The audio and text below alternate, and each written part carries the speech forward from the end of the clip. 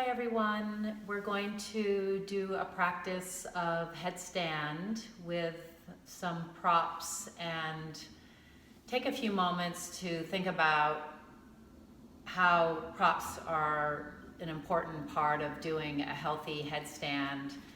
And if we just even sit and feel how our alignment is and think about how we might bring our upper body alignment upside down and what that means as far as function and optimal capability in the pose, where we have a very clear pathway of weight to transfer through the forearms and up through our spine and center body and up through the legs and the feet. So because many of us are restricted in our upper body and tend to have more of a rounded thoracic spine or shoulders forward or head forward, it's really not wise to do headstand until some of those areas have been opened in back bends or spinal extensions or shoulder opening, all of the above.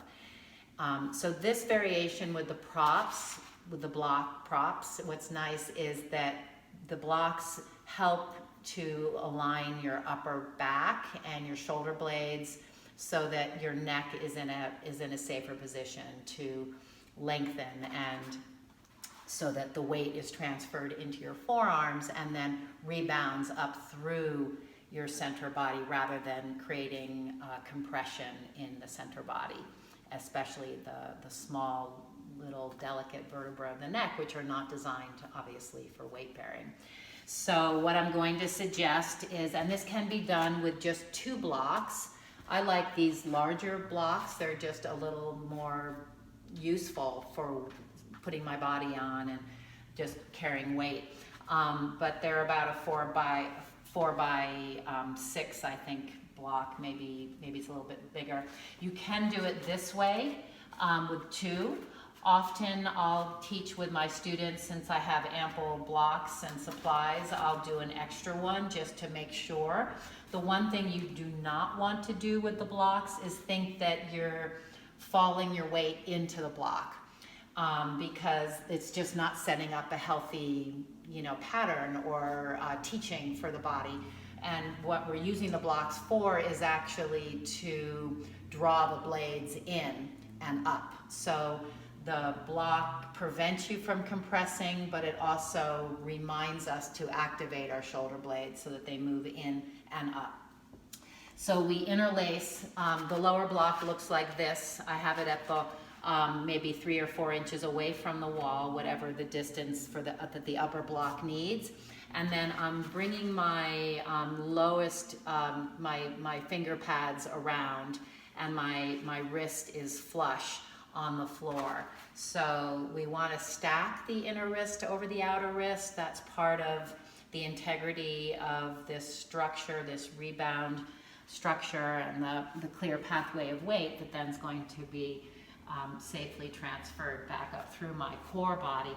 So I'm bringing my hands around the block and just taking a pause here in a dog pose-like posture where I can push into the ridge bones, the ulnar ridges, and really firm them into the ground, and bring my fingers around and just let that skull hang for a moment, and the front torso find some support and length.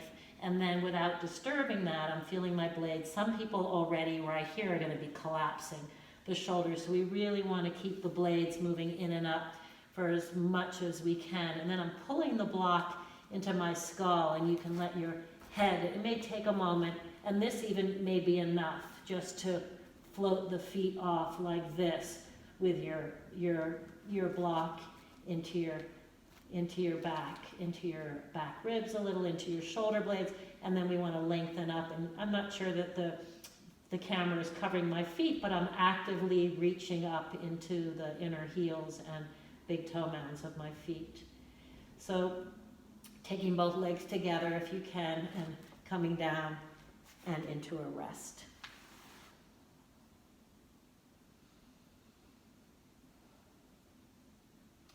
And this is a really safe way to build proprioception, coming in and out of the inversion, and strength, and mostly awareness of what is actually happening in my shoulder blades when I invert and make this move into headstand. So I hope you can try it and enjoy it and feel the benefit. Okay, thank you. Namaste.